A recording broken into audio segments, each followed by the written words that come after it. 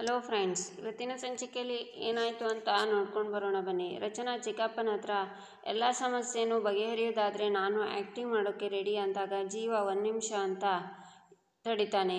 ನಂತರ ಇಷ್ಟು ವರ್ಷ ರಚನಾ ದುಡಿಮೆಯೆಲ್ಲ ಏನಾಯಿತು ಅಂತ ಕೇಳ್ತಾನೆ. ಅದು ಸಾವಿರಗಳು ಲಕ್ಷಗಳಲ್ಲ ಕೋಟಿಗಳು ಅಂತಾನೆ ಬಾಲ. ರಚನಾ ಅವರು 100 ಸಿನಿಮಾ ಮಾಡಿರೋ ಸೂಪರ್ ಸ್ಟಾರ್ ಅಲ್ವಾ. ರಚನಾ, 1 ಸಿನಿಮಾಗೆ ಏನು ಪೇಮೆಂಟ್ ತಗೊತೀರಾ ನೀವು ಅಂತ ಕೇಳ್ತಾನೆ ಜೀವ.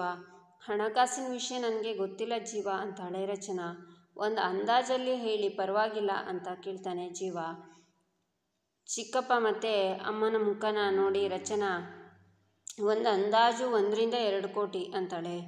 ಅಬ್ಬಾ, 1 ಕೋಟಿ ಅಂತ ಅಂದಾಜು ಹಿಡ್ಕೊಂಡ್ರು 100 ಸಿನಿಮಾಗೆ 100 ಕೋಟಿ ಅಂತಾನೆ ಜೀವ.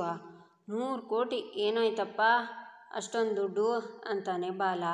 ತೇಜ ಸರ್ ಏನಾಯಿತು ಅಂತಾನೆ ಜೀವ. ಅಷ್ಟೆಲ್ಲ ಕೋಟಿಗಳೇನು ಬಂದಿಲ್ಲ ಅಂತಾನೆ ತೇಜ. ಸರಿ, ಅದರ ಅರ್ಧ ಬಂತು ಅಂದ್ಕೊಳ್ಳೋಣ, ಏನಾಯಿತು 50 ಕೋಟಿ ಅಂತಾನೆ ಜೀವ. ಹೇಳಿದ್ನಲ್ಲ ಬೇರೆ ಬೇರೆ ಕಡೆ ಇನ್ವೆಸ್ಟ್ಮೆಂಟ್ ಆಗಿದೆ ಅಂತಾನೆ ತೇಜ.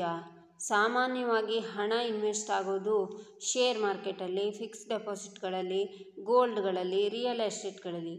ಇವೆಲ್ಲ ವರ್ಷದಿಂದ ವರ್ಷಕ್ಕೆ ಬೆಳೆಯೋ ಅಸೆಟ್ಸ್ಗಳೇ ಹೊರತು ಲಾಸ್ ಮೇಕಿಂಗ್ ಇನ್ವೆಸ್ಟ್ಮೆಂಟ್ಗಳಲ್ಲ. ಹೇಳಿ, ಯಾವುದರಲ್ಲಿ ಎಷ್ಟೆಷ್ಟು ಇನ್ವೆಸ್ಟ್ ಮಾಡಿದ್ದೀರಾ, ಇಷ್ಟು ವರ್ಷದ ರಿಟರ್ನ್ಸ್ ಏನು ಅಂತಾನೆ ಜೀವ. ಮನೋಹರ್ ಸ್ಮೈಲ್ ಮಾಡ್ತಾರೆ.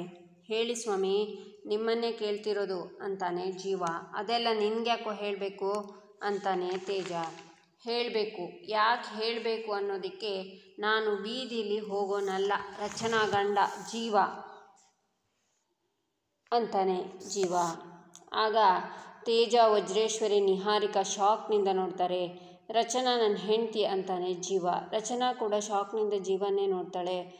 ನನ್ನ ಹೆಂಡತಿ ಸಂಪಾದನೆನ ವಿಚಾರಿಸೋ ಎಲ್ಲ ಅಧಿಕಾರ ಅವಳ ಗಂಡನಾಗಿ ನನಗಿದೆ ಅಂತಾನೆ ಜೀವ. ಎಲ್ಲರೂ ಗರಬಡಿದವರ ಹಾಗೆ ಜೀವನ್ನೇ ನೋಡ್ತಿರ್ತಾರೆ. ಹಾಗಾದರೆ ತೇಜ, ವಜ್ರೇಶ್ವರಿ ಸಿಕ್ಕಿ ಬೀಳ್ತಾರಾ? ಜೀವನ್ ಪ್ರಶ್ನೆಗೆ ಸರಿಯಾದ ಉತ್ತರನ ಕೊಡ್ತಾರಾ? ನೋಡೋಣ ಮುಂದಿನ ಸಂಚಿಕೆಯಲ್ಲಿ. ಅಲ್ಲಿವರೆಗೆ ನೀವು ನಮ್ಮ ಚಾನಲನ್ನು ನೋಡಿ ಸಬ್ಸ್ಕ್ರೈಬ್ ಮಾಡಿ, ಲೈಕ್ ಮಾಡಿ, ಶೇರ್ ಮಾಡಿ.